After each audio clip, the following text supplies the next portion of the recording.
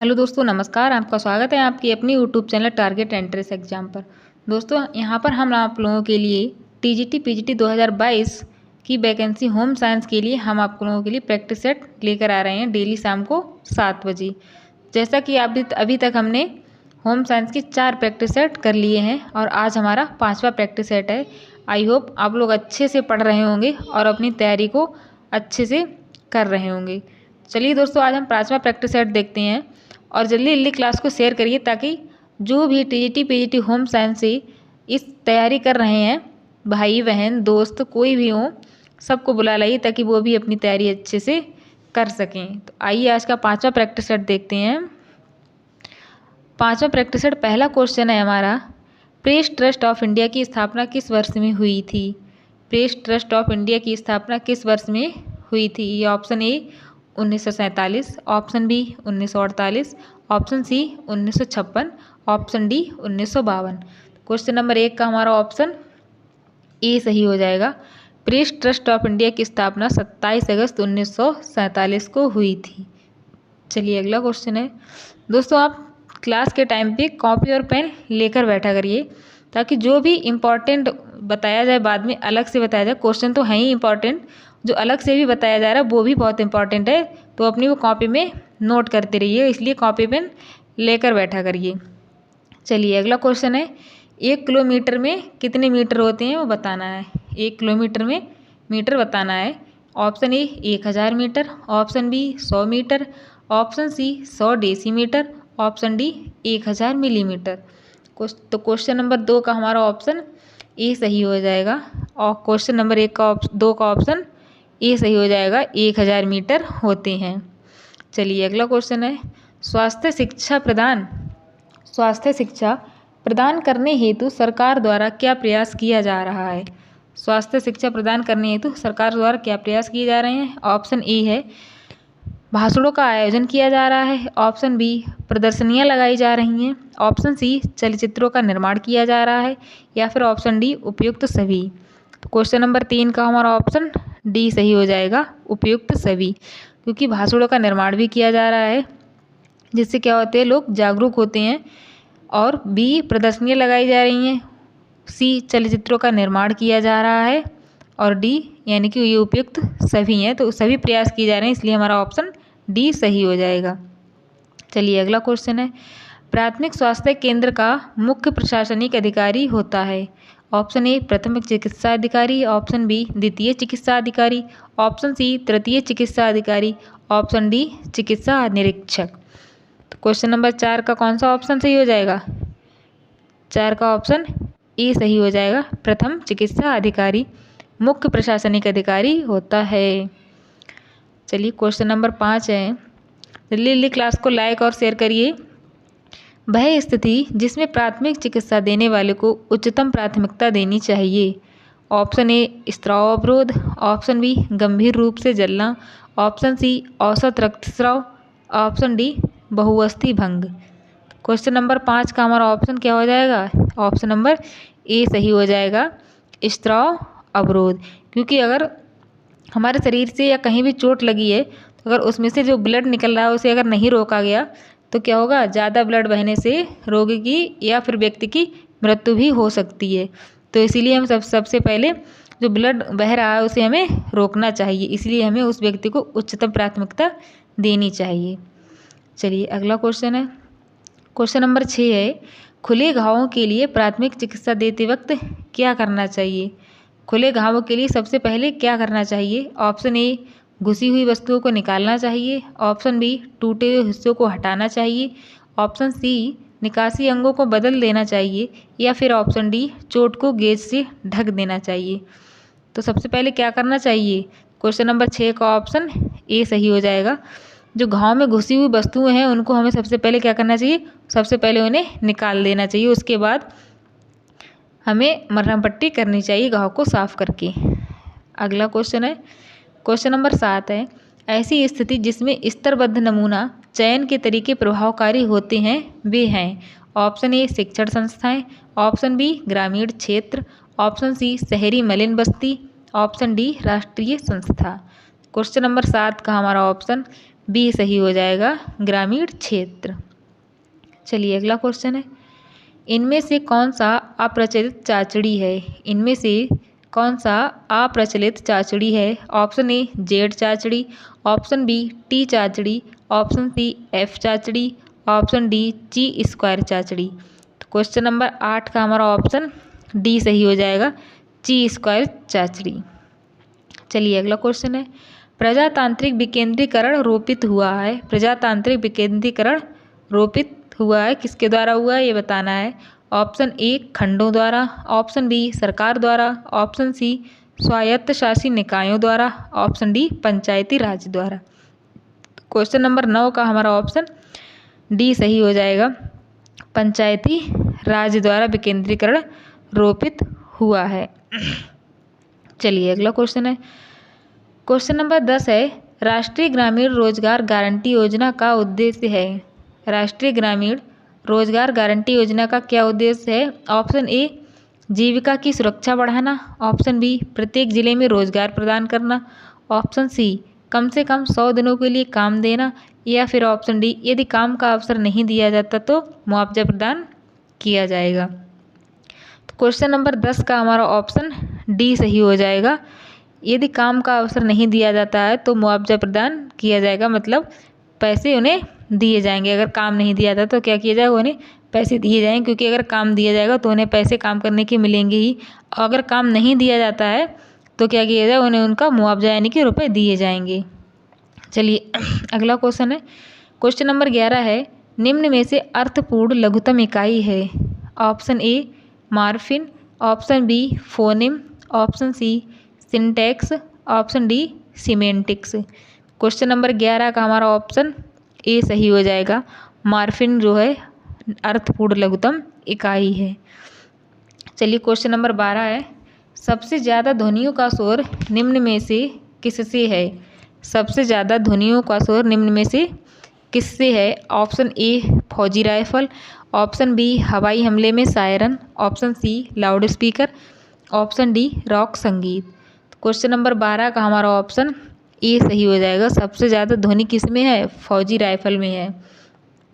चलिए देख लेते किस में कितनी ध्वनि है। तो जो शोर का मापन, और शोर का मापन किस में करते हैं? तो किस में करते हैं? डेसीबल में। शोर का मापन डेसीबल में करते हैं। आप लोग क्लास के टाइम कॉपी और पेन लेके बैठा करिए, ताकि जो भी इम्पोर्टेंट बताया जाता है, क्वेश्चन तो है ही इम्पोर्टेंट, और उसके बाद अलग से जो बताया जाता है, जैसे अभी ये मैं बता रही कि शोर का मापन किस में होता है, तो डेसीबल में होता है। तो ऐसे ही आप ये चीज़ भी नोट करते चलिएगा कॉपी में। चलिए, तो शोर का मापन किस में होता है? डेसीबल में होता है। और जो तोप या बंदूक का डेसीबल होता है वो कितना होता है? 160। तोप या बंदूक का डेसीबल 160 होता है। जो रॉक संगीत डिस्को का डेसीबल होता है वो 140 होता है। और जो हॉर्न और लाउड स्पीकर का डेसीबल होता है वो कितना होता है? 130 होता है। तो सबसे ज़्यादा डेसीबल कितना किसका होता है? राइफल या बंदूक का होता है। कितना? 160। और जो हमारे लिए हानिकारक है वो कितना है? 100 डेसीबल से ऊपर की जो ध्वनि होती है वो हमारे लिए हानिकारक होती है। तो हमें 100 डेसीबल से ज़्यादा के सॉन्ग वगैरह नहीं सुनना चाहिए, हल्की आवाज़ में ही सुनने चाहिए।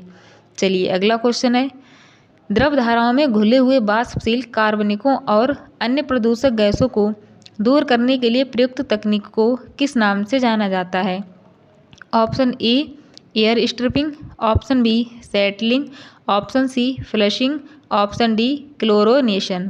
तो क्वेश्चन नंबर 13 का हमारा ऑप्शन डी सही हो जाएगा, क्लोरीनेशन इसका सही ऑप्शन, सही आंसर है। चलिए अगला क्वेश्चन है, क्वेश्चन नंबर 14 है, इंसुलिन का स्रावण होता है। ऑप्शन ए यकृत द्वारा, ऑप्शन बी अग्नाशय द्वारा, ऑप्शन सी जठर द्वारा, ऑप्शन डी जीवा द्वारा। तो क्वेश्चन नंबर 14 का हमारा ऑप्शन बी सही हो जाएगा, अग्नाशय द्वारा इंसुलिन का स्रावण होता है।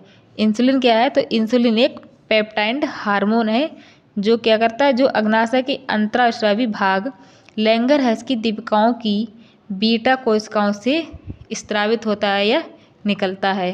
और ये कार्य क्या करता है? तो ये शरीर में ग्लूकोज की उपापचय को नियंत्रित करता है। चलिए अगला क्वेश्चन है, मानव नेत्र जिस भाग पर किसी वस्तु का प्रतिबिंब बनाते हैं वह है। Option A cornea, option B परितारिका, ऑप्शन सी पुतली, ऑप्शन डी दृष्टिपटल। क्वेश्चन नंबर 15 का हमारा ऑप्शन डी सही हो जाएगा। दृष्टिपटल है जिस पर वस्तु का प्रतिबिंब बनता है। दृष्टिपटल से ही व्यक्ति वस्तुओं को या किसी व्यक्ति को पहचान सकते हैं। चलिए अगला क्वेश्चन है, प्रतिवर्ती क्रियाओं का नियंत्रण केंद्र कहाँ होता है? ऑप्शन ए प्रमस्तिष्क में, ऑप्शन बी अनुमस्तिष्क में, ऑप्शन सी कशोरिक रज्जु में, या फिर ऑप्शन डी तंत्रिका कोशिका। क्वेश्चन नंबर 16 का हमारा ऑप्शन कौन सा सही हो जाएगा? ऑप्शन सी कशेरुक रज्जु में नियंत्रण केंद्र होता है। चलिए अगला क्वेश्चन है, अगर किसी भी क्वेश्चन का एक्सप्लेनेशन लंबा लग रहा है तो हम कमेंट बॉक्स में बता दें। क्वेश्चन नंबर 17 है, डॉट डॉट है, उसके बाद शरीर में ऊतक ऑक्सीजन मध्यवर्ती के रूप में कार्य करता है। Option A potassium, option B sodium, option C carbon dioxide, option D haemoglobin. तो क्वेश्चन नंबर 17 का ऑप्शन डी सही हो जाएगा। क्या है वो? हीमोग्लोबिन है। चलिए अगला क्वेश्चन है, गर्भधारण करने का निश्चित पता चलता है। गर्भधारण का निश्चित पता कब चलता है? ऑप्शन ए उल्टी होना, ऑप्शन बी पेट का बढ़ना, ऑप्शन सी मूत्र में हार्मोन्स का मिलना, ऑप्शन डी रक्तचाप बढ़ना। क्वेश्चन नंबर 18 का हमारा ऑप्शन सी सही हो जाएगा। मूत्र में हार्मोन्स का मिलना ही गर्भधारण का निश्चित पता चलता है। चलिए अगला क्वेश्चन है, क्वेश्चन नंबर 19 है, लार में उपस्थित उस एंजाइम का नाम बताइए जो भोजन के पाचन में मदद करता है। मतलब लार में ऐसा कौन सा एंजाइम है जो भोजन को पचाने में मदद करता है? Option A salivary amylase, option B beta amylase, option C alpha dextrose, option D beta dextrose. Question number 19 का हमारा ऑप्शन ए सही हो जाएगा। सेलिवरी एमाइलेज जो है भोजन के पाचन में मदद करता है। चलिए अगला क्वेश्चन है, गहरी सांस लेते समय लगभग कितनी वायु फेफड़ों में भरी व निकाली जा सकती है? याद रखना यहाँ पे क्या पूछ रहा था, क्वेश्चन क्या पूछ रहा है कि गहरी सांस लेते समय लगभग कितनी वायु फेफड़ों में भरी व निकाली जा सकती है? तो कितनी निकाली जा सकती है? ऑप्शन ए 1600 घन सेंटीमीटर, ऑप्शन बी 1400 घन सेंटीमीटर, ऑप्शन बी 1640 घन सेंटीमीटर, ऑप्शन डी 1540 घन सेंटीमीटर। क्वेश्चन नंबर 20 का ऑप्शन सी सही हो जाएगा। गहरी सांस लेते समय 1640 घन सेंटीमीटर वायु फेफड़ों से भरी व निकाली जा सकती है। तो यहाँ पे ये तो बात होगी गहरी सांस की। और सामान्य सांस की अगर बात करें तो सामान्य सांस में 500 घन सेंटीमीटर वायु फेफड़ों में भरी व निकाली जाती है। सामान्य में कितना है? 500। याद रखना, सामान्य में 500 घन सेंटीमीटर और गहरी में 1640 घन सेंटीमीटर। और जो सांस का मापन होता है वो किस में होता है? तो सांस का मापन स्पायरोमीटर द्वारा किया जाता है। किसके द्वारा किया जाता है? सांस का मापन स्पायरोमीटर द्वारा किया जाता है। चलिए अगला क्वेश्चन है, मांसपेशियां जल, प्रोटीन, खनिज लवण तथा वसा आदि कितना % है? Option A 70%, option B 35%, option C 50%, option D 25%। Question number 21 का हमारा ऑप्शन ए सही हो जाएगा। कितना है? 70% है। और मानव शरीर में छोटी तथा बड़ी मांसपेशियां कुल कितनी पाई जाती हैं? 639। छोटी तथा बड़ी मांसपेशियां कितनी हैं? 639 हैं। चलिए अगला क्वेश्चन है, कोशिका का सबसे महत्वपूर्ण भाग होता है। कोशिका का सबसे महत्वपूर्ण भाग कौन सा होता है बताना है आपको। ऑप्शन ए केंद्रक, ऑप्शन बी कोशिका द्रव्य, ऑप्शन सी कोशिका भित्ति, या फिर ऑप्शन डी जीव द्रव। क्वेश्चन नंबर 22 का हमारा ऑप्शन ई सही हो जाएगा। कोशिका का जो सबसे महत्वपूर्ण भाग होता है वो क्या होता है? केंद्रक होता है। चलिए, और कोशिका की खोज किसने की थी? तो कोशिका की खोज रॉबर्ट ब्राउन ने की थी। किसने की थी? रॉबर्ट ब्राउन ने। चलिए अगला क्वेश्चन है, क्लास को लाइक करते रहिए, शेयर भी करिए भाई, ताकि और भी लोग देख लें जो होम साइंस की तैयारी कर रहे हैं। चलिए अगला क्वेश्चन है, क्वेश्चन नंबर 23 है, समस्या का समाधान ज्ञात करने के लिए प्रतिभागियों के मस्तिष्क को प्रेरित करना क्या कहलाता है? ऑप्शन ए बोलचाल, ऑप्शन बी संगोष्ठी, ऑप्शन सी वाद विवाद, या फिर option D brain storming. Question number 23 का हमारा ऑप्शन डी सही हो जाएगा। उसे हम क्या कहते हैं, उसे हम ब्रेन स्टॉर्मिंग कहते हैं। तो जो ब्रेन स्टॉर्मिंग शब्द है ये कब आया था, तो कब आया था 1953 में। ये आपको याद रखना, नोट कर दीजिए अपनी कॉपी में, कब आया था 1953 में। किसके द्वारा लाया गया ये, तो अलेक्स फाइकनी ऑसबॉर्न, किसके द्वारा, अलेक्स फाइकनी ऑसबॉर्न द्वारा लाया गया था। और किस बुक में ये फेमस हुआ था सबसे पहले, ये जो ब्रेन स्टॉर्मिंग है किस बुक में सबसे पहले फेमस हुआ था, अप्लाइड इमेजिनेशन नामक बुक में सबसे पहले फेमस हुआ था। कौन सी बुक, अप्लाइड इमेजिनेशन, नोट करते रहिए आप लोग। चलिए अगला क्वेश्चन देखते हैं। बुद्धि के विकास को प्रभावित करने वाला तत्व नहीं है, बुद्धि के विकास को कौन सा तत्व प्रभावित नहीं करता है, वे बताना है आपको। ऑप्शन ए वंशानुक्रम, ऑप्शन बी धार्मिक मान्यताएं, ऑप्शन सी व्यवसाय, ऑप्शन डी प्रजातीय विभिन्नता। क्वेश्चन नंबर 24 का हमारा ऑप्शन बी सही हो जाएगा। धार्मिक मान्यताएं हमारी बुद्धि के विकास को प्रभावित नहीं करती हैं। चलिए अगला क्वेश्चन है, ज़्यादातर बच्चे कौन सी उम्र में 2 शब्दों के वाक्य बोलना शुरू करते हैं। ऑप्शन ए 6 से 12 महीने, ऑप्शन बी 12 से 15 महीने, ऑप्शन सी 15 से 18 महीने, ऑप्शन डी 18 से 24 महीने। तो क्वेश्चन नंबर 25 का ऑप्शन डी सही हो जाएगा। 18 से 24 महीने की उम्र में बच्चे 2 शब्दों के वाक्य बोलना शुरू करते हैं। चलिए अगला क्वेश्चन है, माता और शिशु के बीच में बनने वाला प्रथम बंधन कौन सा होता है। ऑप्शन ए सहयोग, बी लगाव, सी क्रोध या फिर डी संवेग। तो माता और शिशु के बीच में कौन सा बंधन होता है, ऑप्शन बी लगाव होता है। चलिए अगला क्वेश्चन है, क्वेश्चन नंबर 27 है, शिशु किस आयु में वास्तविक वियोग आसक्ति बंधन के साक्ष्य वियोग व्यग्रता के रूप में प्रदर्शित करते हैं। ऑप्शन ए जन्म से, ऑप्शन बी 4 से 6 माह पर, ऑप्शन सी 6 से 8 माह पर, ऑप्शन डी 8 से 10 माह पर। क्वेश्चन नंबर 27 का हमारा ऑप्शन डी सही हो जाएगा, 8 से 10 माह पर। चलिए अगला क्वेश्चन है, निम्नलिखित में से कौन सा टीका इंट्रामस्क्यूलर मार्ग द्वारा दिया जाता है।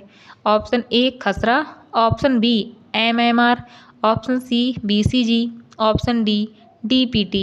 क्वेश्चन नंबर 28 का हमारा ऑप्शन क्वेश्चन नंबर 28 का हमारा ऑप्शन ए सही हो जाएगा। खसरा का टीका जो है इंट्रामस्कुलर मार्ग द्वारा दिया जाता है। चलिए अगला क्वेश्चन है, क्वेश्चन नंबर 29 है, जन्म के तुरंत बाद नवजात शिशु को कौन सा टीका लगाया जाता है। ऑप्शन ए खसरे का टीका, ऑप्शन बी BCG का टीका, ऑप्शन सी MMR का टीका, ऑप्शन डी उपयुक्त में से सभी। तो जन्म के तुरंत बाद शिशु को कौन सा टीका लगाया जाता है, जन्म के तुरंत बाद BCG का टीका लगाया जाता है। BCG का टीका होता है वो सामान्यतः शिशु के दाईं बाह के ऊपरी हिस्से में लगाया जाता है। कहाँ लगाया जाता है, दाईं बाह के ऊपरी हिस्से में लगाया जाता है। और ये किस रोग के लिए होता है, तो BCG का टीका TB की रोग से बचने के लिए होता है। कौन से रोग, TB। BCG का टीका TB रोग से बचने के लिए लगाया जाता है।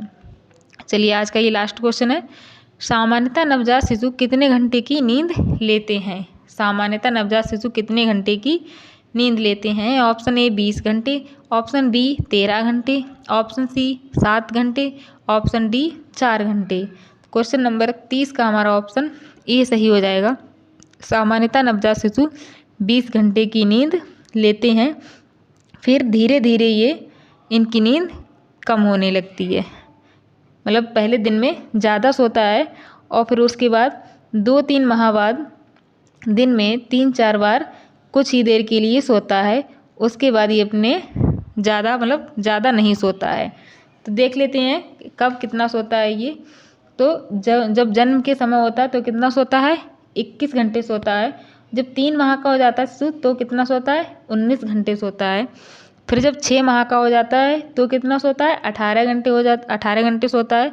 उसके बाद जब 12 महीने का हो जाता है, मतलब 1 साल का हो जाता है, तो 16 घंटे सोता है। तो ये आपको याद रखना है। चलिए आज का ये हमारा लास्ट क्वेश्चन था। आई होप आपको क्लास अच्छी लगी होगी। तो ऐसे ही TGT PGT की क्लास हमारे YouTube चैनल पर प्रोवाइड कराई जा रही हैं।